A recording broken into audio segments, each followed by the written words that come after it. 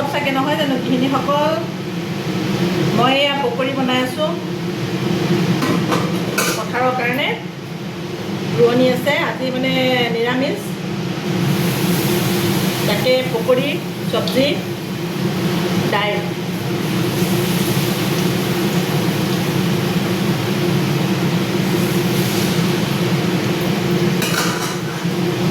এয়া পকৰি বনাই আছোঁ।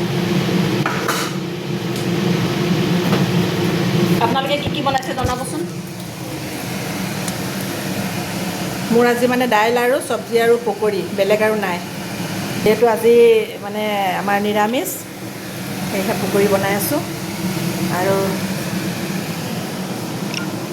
এয়া চব্জি বনাই থৈ লৈছোঁ। হাতখন লেতেৰা যে, দাঙিব পৰা নাই ঢাকনখন। এইফালে ভাত বনাই ৰেডিকৈ ৰাখিছোঁ। তাৰপিছত আৰু কি ক'ব আৰু, এয়াই আমাৰ জীৱন আৰু। ঠিক আছে।